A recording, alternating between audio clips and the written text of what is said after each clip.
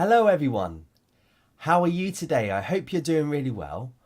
My name's Carl and I'm here today to do a webinar for you on behalf of the TEFL.org. If you're watching this webinar live, please type into the chat where you are in the world. Let me know your name as well. It's really great to hear from people all over the place. I know in the past we've had people from Africa, South America, Australasia, Europe messaging us. So please put in the chat and say hello. Let me know where you are in the world. My name is Carl and I'm one of the tutors here at the TEFL Org.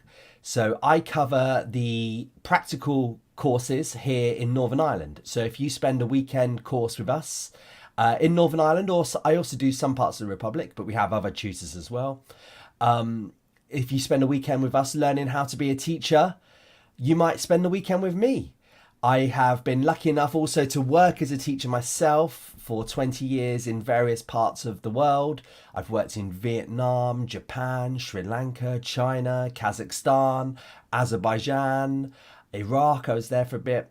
Pre-COVID, I was doing lots of work in Spain and Italy. I'm really hoping that that will come up again. And I also, as I said, work as a teacher trainer and I work as an examiner. I also run my own little business where I teach students online. So if you've got any sort of questions at all about any of this, please put it in the chat and I will try my best to answer them. I can see some hellos coming in already. Hello, Ruby in Lisbon. Hello, Elizabeth in Canada. How are you, Elizabeth? You're all tuning in every week and it's lovely to see you. Maxat in Turkmenistan. I don't think we've had anyone from Turkmenistan before. Cynthia in Mexico, Danielle, is it in Italy? Liz, happy Red Nose Day. I won't go into what Red Nose Day is, but happy Red Nose Day to you. Liz in Basingstoke. I'm originally from Reading, just down the road from you, Liz. Mari, Jamie, Leslie, hello to everyone. Okay, so the theme of today's topic is teaching without a course book, and I'm going to do a little presentation around that theme. However, if you do have any questions about this, put them in the chat, but it doesn't have to be about this. If you've got any questions about how to become a TEFL teacher, any questions about what to do if you're already teaching, any questions about location, then hopefully I can answer. If I can't answer, then Alan, who is monitoring the chat, will be able to answer. Okay, so let's get going. Teaching without a course book. So, first thing I want to get into is when you might not have a course book. So I'll be honest with you, in the 20 odd years that I've been teaching, it's only been a few courses where I've not had a course book to teach from. Pretty much most places I've taught around the world have had a course book. Online, having a course book is slightly different. So some companies have given me a PDF of a course book and they've asked me to teach that online.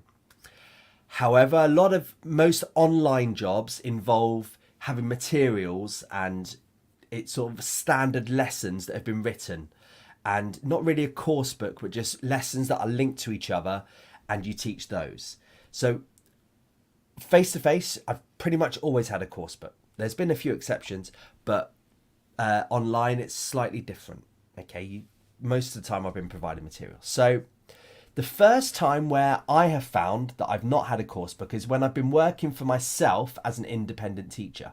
So I find my own students online and I take the money, I do my own marketing, I deliver and I teach the lessons all myself. I don't have anybody else helping me. I don't have any company helping me. I've done that myself. And there I have not had a course book. Why? Because I have quite a niche in my teaching in terms of what I teach. And I really recommend that if you are setting yourself up as an independent teacher, you have something called a niche, which is basically a small part of English that you are the expert in. And then what I have is some lessons around that niche. And that's how I find my students and that's how I keep my students happy. Okay. So that's one of the situations where you might not have a course book, okay? Other times when I have worked for a company and not had a course book as such has been sort of online drop-in lessons.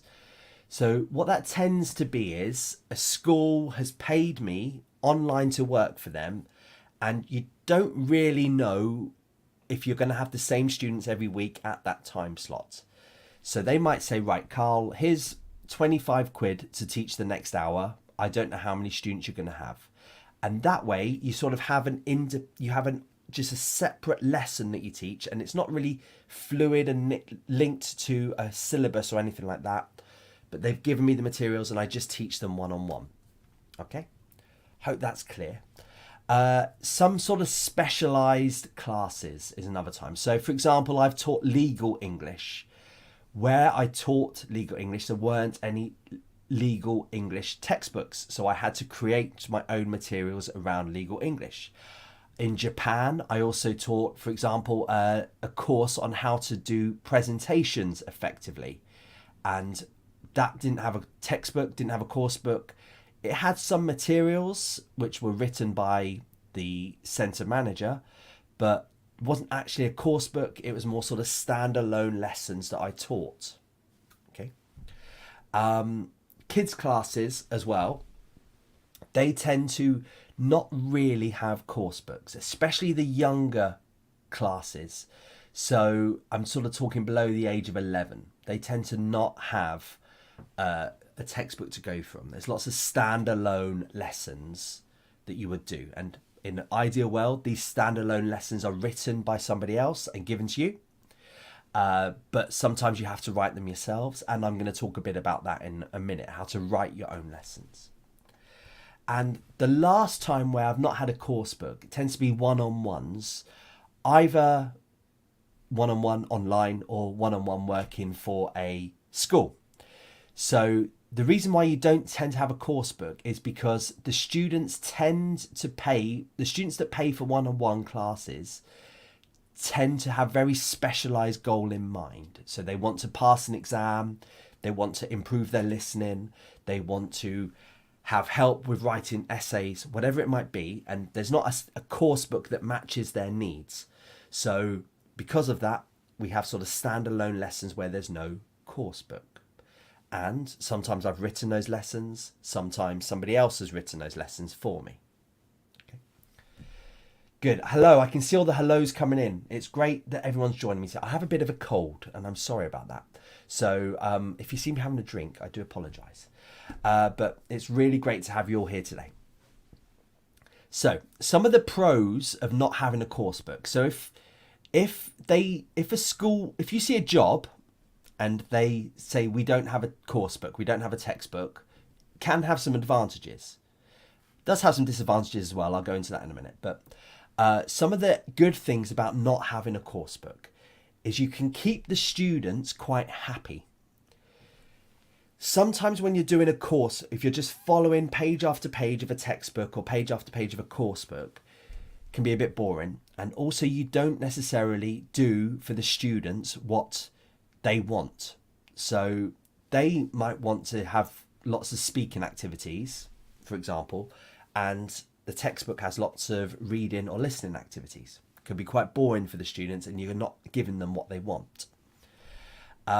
It can also, if you don't have a course book, mean that you have more interest in lessons because you are available to pick the materials, to pick the themes, to pick the topics, and they can be more modern ones. A lot of course books were written they're out of date as soon as they're written because they're written, it takes 3 years to get published, to be checked, to be sold. You know, I've taught in places where I've had a textbook that's 20 years old and it has celebrities in it that are 20 years older and I don't really know who they are.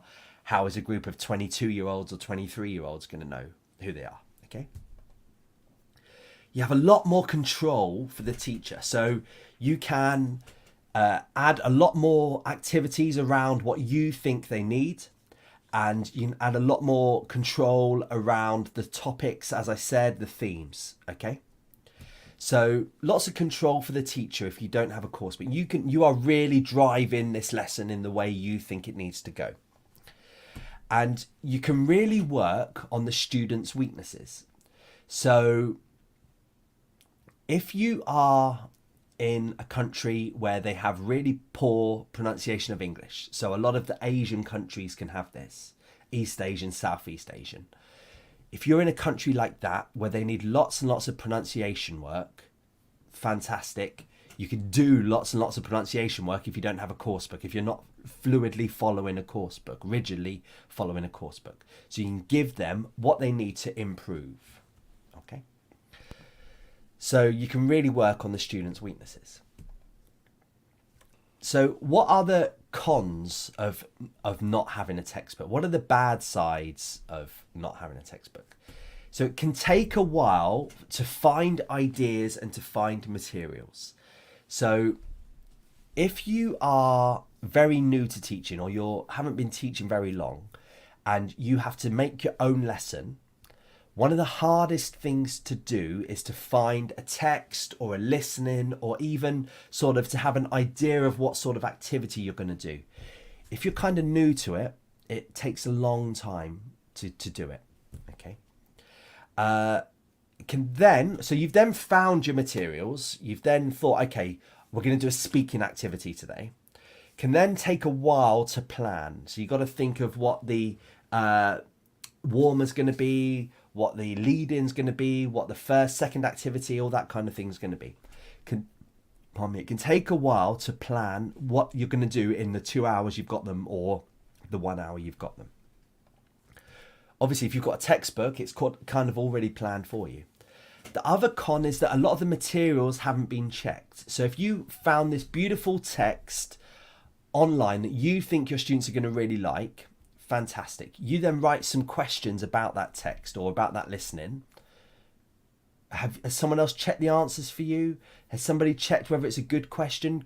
You think, what a great question. But actually it could have possible 2 or 3 different possible answers which you didn't see. Obviously a textbook has been checked. Textbook has been cleared to make sure that it's okay most of the time.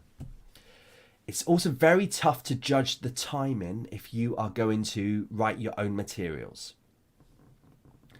And something that you look at and you think, okay, that's going to take about 20 minutes. If it then takes 10 minutes, that is going to be an issue for you. So you've got to really be aware of the timing. And you often end up repeating the similar activities, because if you're writing your own lessons all the time and you find an activity that works really well and you think, great, I'm going to do that again tomorrow, and it worked really well the next day, and you think, right, great, that was really good, I'm going to repeat that on Thursday, and you do it again and it's worked all right but not quite as all right, and then you think, okay, well, I'm going to give that another go. You do it for the 4th time that week, that similar activity. The students are bored, you're bored. You've got to end up all the time thinking of different ways to do what you want to do. Okay, so you've got to be quite creative. That is part of the issue of having it.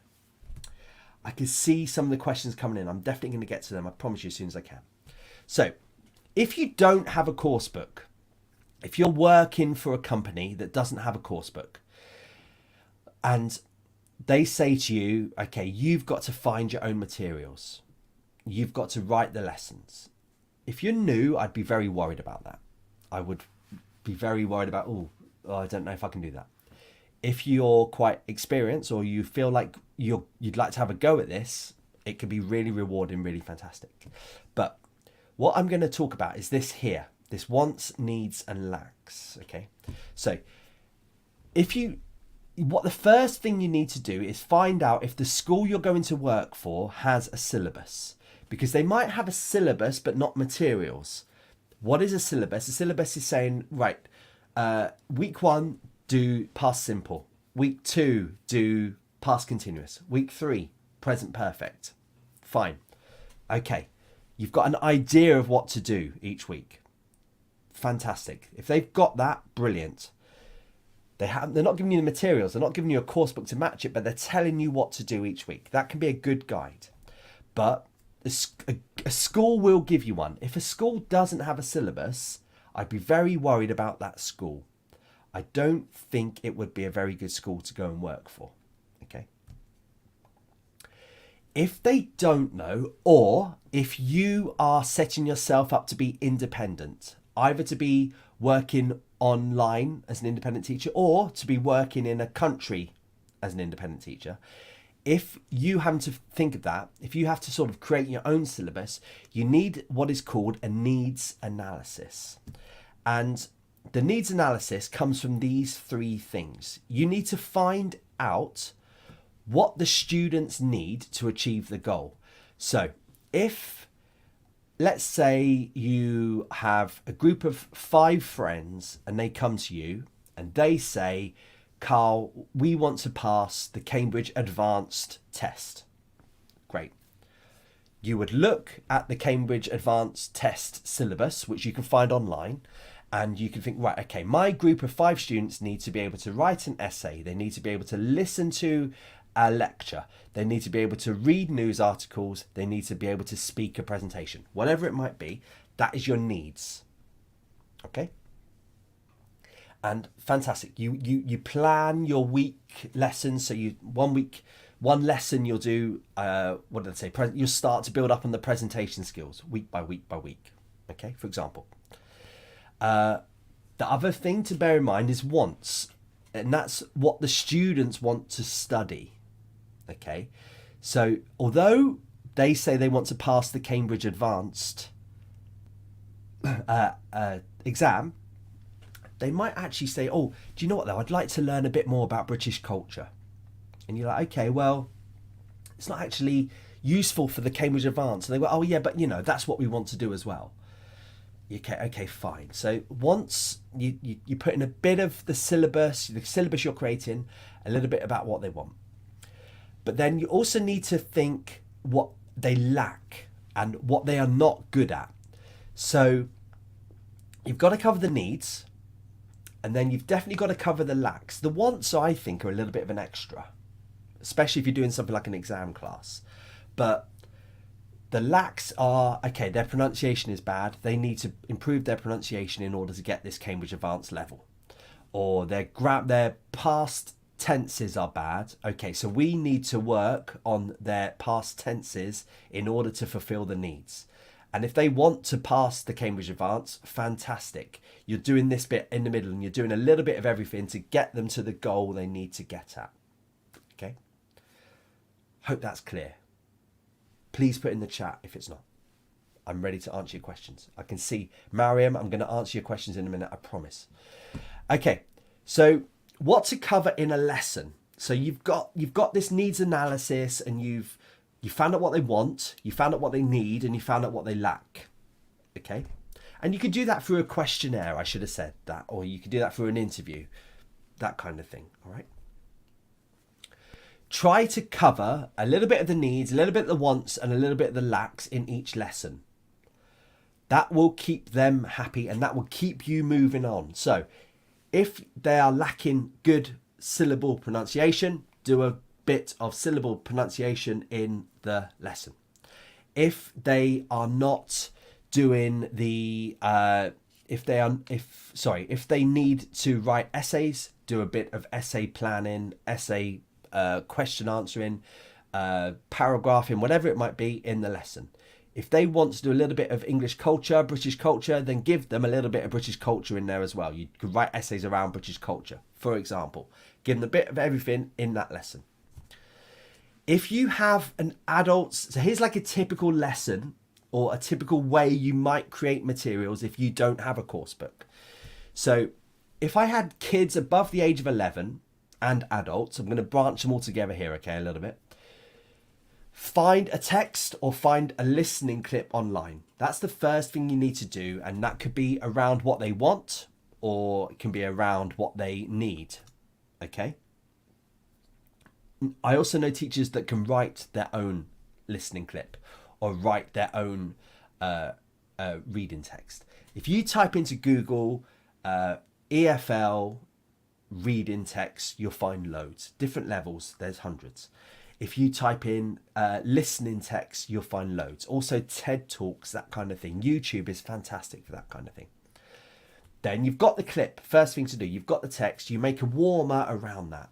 So that's some sort of lead in. It could be a discussion question, could be a picture, whatever it might be. Then around that listening or around the text, you do some vocabulary work, you do some grammar work. So Could be some questions about tenses, could be questions about sentence structure, whatever it might be that they sort of lack or they need in order to get to the level they want to get to.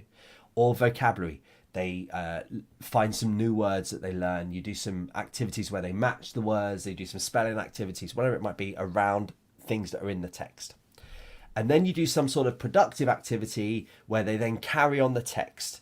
So something like write an essay about, finish a conversation about, have a discussion with your partner about, something like this, okay? If you've got no course book, you find a text, you do the activities all around the text, okay? So that's adults or kids 11 plus. Now, obviously if it's kids age 12, 13, 14, that kind of thing, you've got to find a text or clip that's appropriate for them. And that can be quite difficult, especially if you don't really know the culture that they get into. So you might have to find like little, I've done lessons where I've taken movies and I've broken the movie up. So I did Back to the Future, for example, and I had like the students 20 lessons.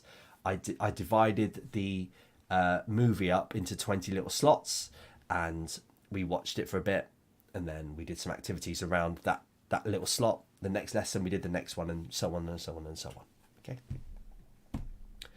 But if you've got kids under the age of 11, what to cover?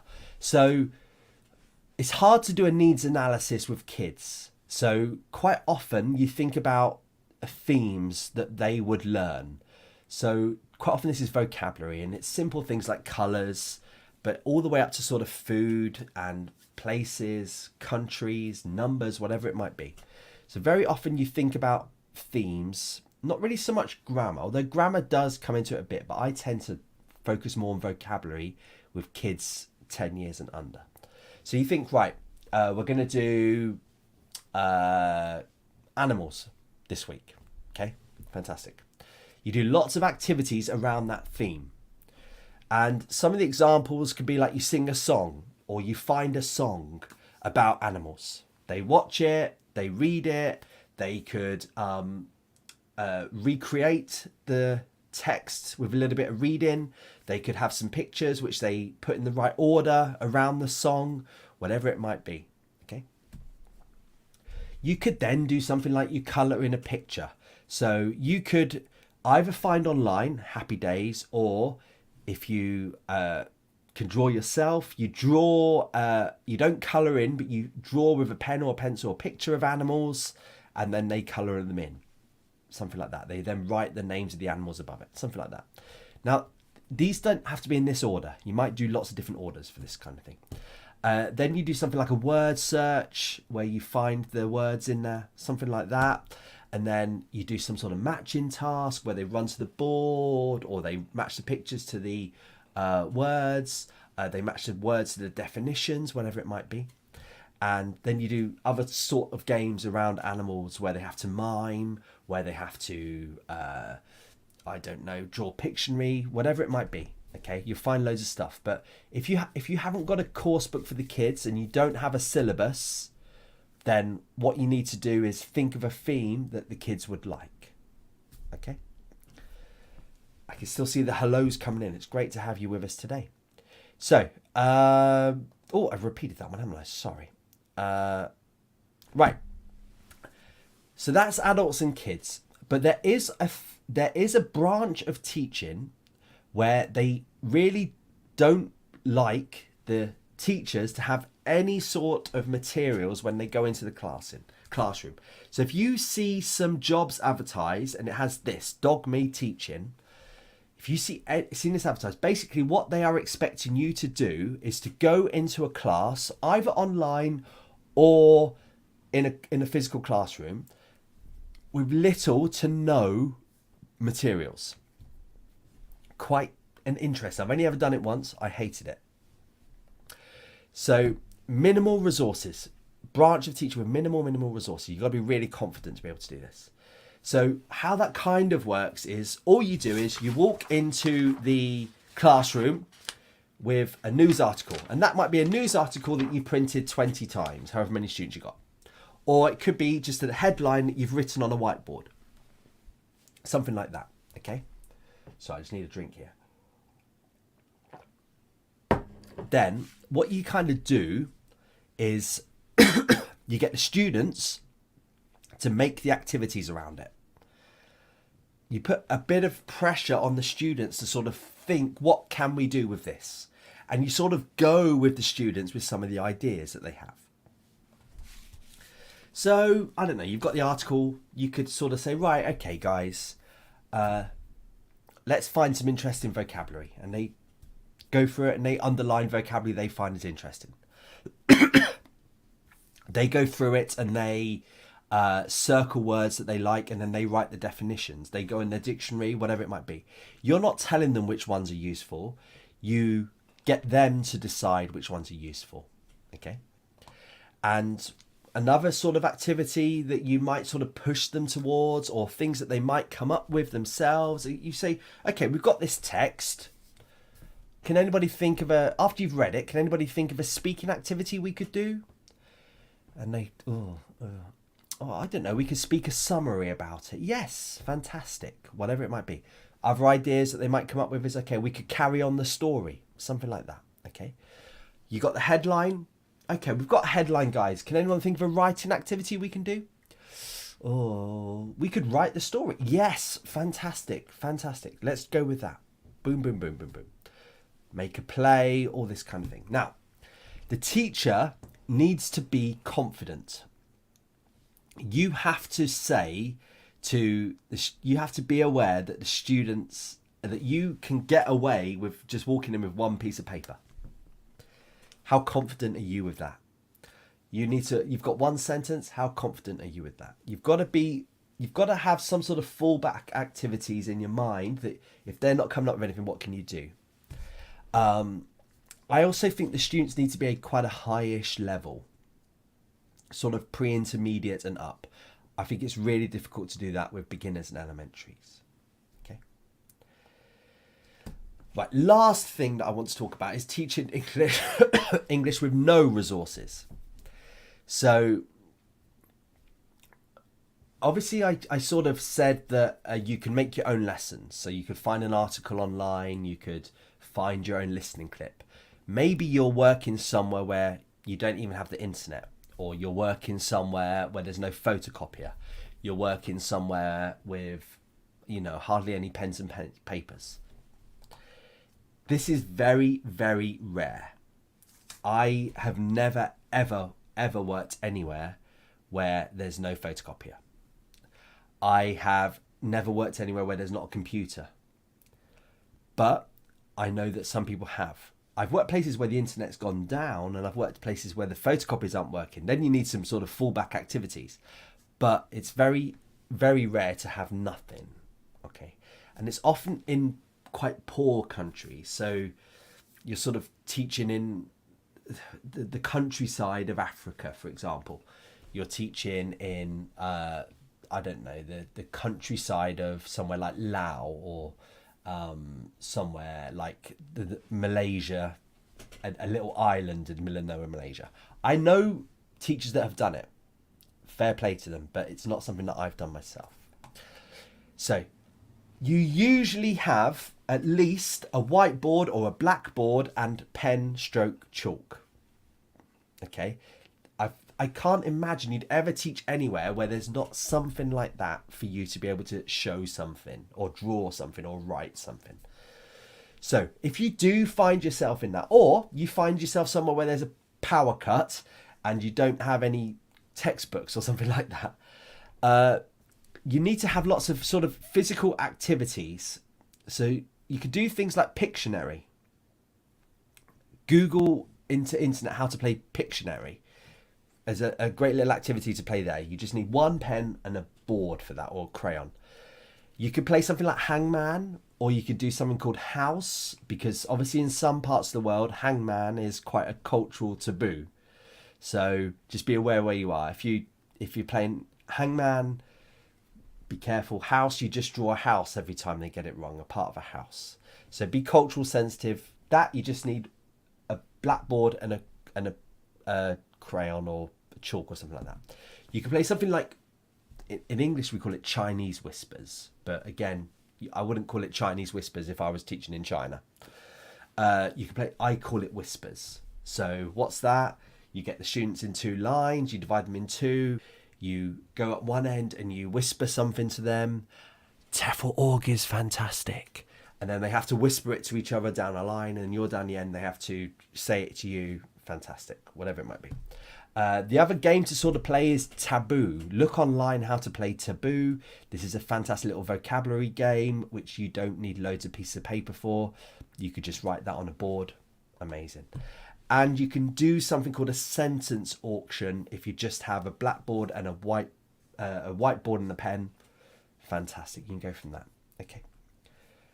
I hope that has helped you all and given you a little bit of ideas about what to do if you don't have a course book. Okay. But as I said, it's really quite rare to not have a course book. Okay. Right. I'm going to get to some questions now. Thank you for staying with me. I'm sorry if I coughed a few times in that one. Okay. So let's have a look. First question is Mariam, is it? Yes, 4:10. Hello, Mariam. How are you? Will the students have any access to the materials before each session? So, right, if they have a course book, obviously they should buy the course book and bring it to every lesson. However, if you're having to create the materials each lesson as you go along, no. You walk into the lesson, say your lesson starts at 10 o'clock. Between 9 o'clock and 10 o'clock, you're at the photocopier copying things, you're getting everything together. You take a load of papers, you carry them up to the classroom, and then they give it to you, and you give it to them then. Okay? That's how it tends to work. A really well-planned teacher, I guess, could, if you don't have a course book, could, on a Sunday, for example, print everything for the whole week. And then they give it to the students on a Monday and you tell them to bring it all in for the rest of the week, for example. You'd have to be really well planned to do that. You've got another question, Mariam. Thank you. Could any teachers, and you mean novice ones, manage their class well? Yes, for sure. So if you do a course with us here at the TEFL Org, if you do one of our courses, you will be able to, we will teach you how to manage classes well, basically. It's part of the training that we give you. So if you've got yourself a good TEFL qualification, and it's a good quality one that's been accredited and been checked by lots of different companies, then yes, you will be able to do it. Everyone starts somewhere, okay? So definitely we will teach you how to manage the class in terms of what to teach, in terms of timing, all that kind of thing. But we'd also teach you we'd train you how to manage classroom behaviour and all this kind of thing. Okay. Phil, hello.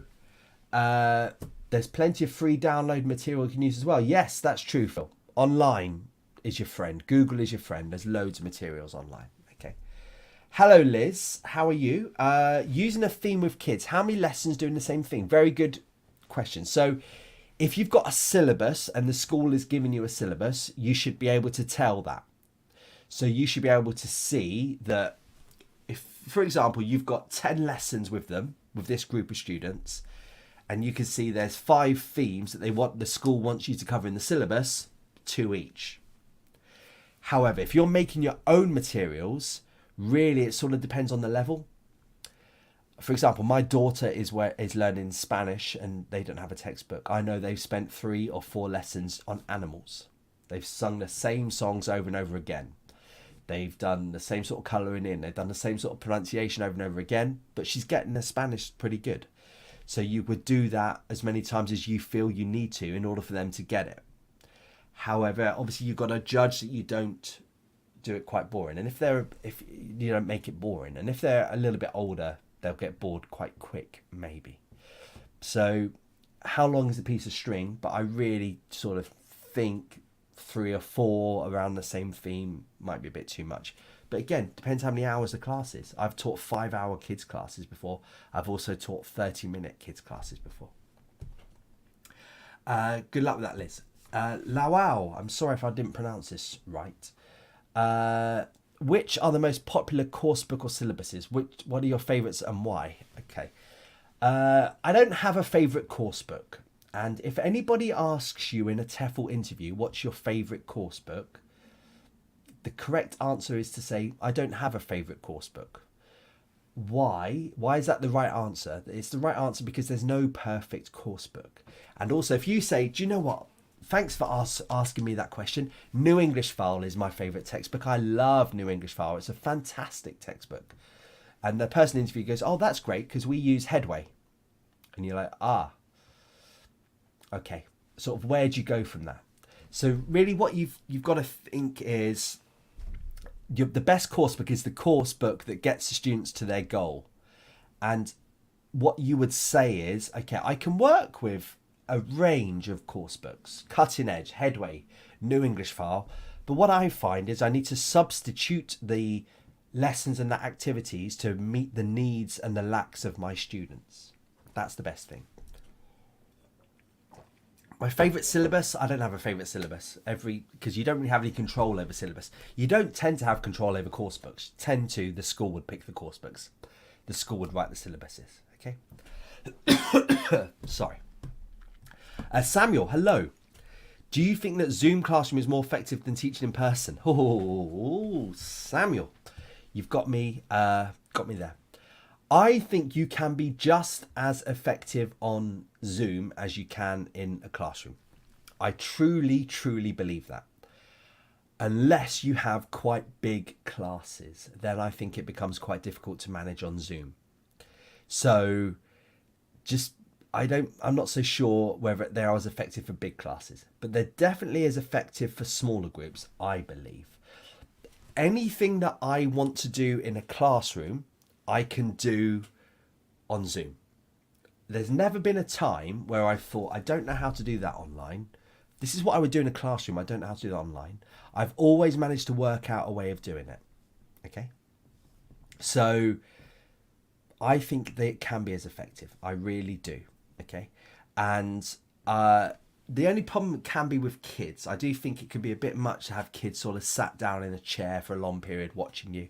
So I think the best sort of kids classes are where you're sort of teaching them and they're in a room running around, that kind of thing. Okay. So I really think they can be quite effective, but I think with kids it could be a little bit more difficult. Sam, what do you think about it? Do you believe that? Juliana, hello. What is the maximum number of students that you can have on Zoom? In terms of the network, I don't think there is a maximum, is there? I think because you could sort of do presentations up to a certain amount. I kind of feel that a good school won't have more than 20 in one classroom. Schools do tend to want to pack them in for money. But I tend to think that 20 is the maximum. 10 is lovely because you can control the breakout rooms pretty well. You can put them in 5 pairs and then you sort of split between the breakout rooms. You get around them a bit easier. If you've got 20, I'd sort of be more inclined to put them in 5 groups of 4 or 3 groups of 7. 7 groups of 3 even. I think that's sort of pushing it a bit. But I think in terms of, I've delivered lectures to sort of 1,200 students online, and that can, it's not really, that's more of a lecture in terms of a lesson. Okay. Joshua, hello. Can text like 4 Corners from Cambridge University Press be useful? I don't know what that one is, Josh. I feel terrible for not knowing that. I would say any text has some sort of use. So I find that if you find a text online, you can sort of fit it in. So again, it sort of depends what they need, the students need.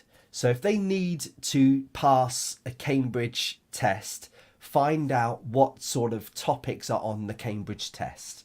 And then if it's education, you then find a text around education. You always have to have a goal in mind when you're finding the text. If you quite often just sort of read in the BBC website or whatever it might be and thinking, okay, that's a good text. Okay, but is it going to fulfill the needs? yeah, if they tell you that this is an A1 or an A2 or B1 text, fantastic. Yes, that's brilliant. There's also, but if you've got anything like that where it tells you the level, that's really, really, really useful. Okay, and I think that would really, really sort of help you out with that. Okay, definitely. Thank you, everyone. I think I can't see any more questions there. No, I can't see any more questions. I'm just going to quickly show you, because if just to sort of just to go a little bit about what I was talking about before. This is our website here, the TEFL Org website, and let me see if I can get it up there. Yeah, Alan, I don't know if you can make that bigger just for me for a second. Thank you. So at the top here, we have some of the courses that we offer. So I think it was Mariam earlier asking us about how a novice could control classes and that kind of thing. If you do one of our TEFL courses here, if you click on the top there, courses, you go down, we have quite specialized ones, but we also have the more general ones where we sort of help people to get up to being an English teacher. You do something like this, you would find out everything you need, Mariam, to prepare lessons and to control students. Okay. We also, as I said, we do some practical courses. So you would spend a weekend with someone like me. We have lots of information about that. Okay. If you want to know a little bit more, for example, you want to know a bit about teaching online. If you go to our blog page, the blog bit there is, you'll get this search box comes up. You type in there teaching online, you'll find lots of things here about lots of stories, also lots of information about how to teach online. Okay. Also, if you're looking for a job, we have the job center. You click on that there, and that will allow you to search by location. It will also allow you to look for jobs that are online, I think, as well. Yep, you can see there if it says online. Fantastic, they're online jobs. Okay, great.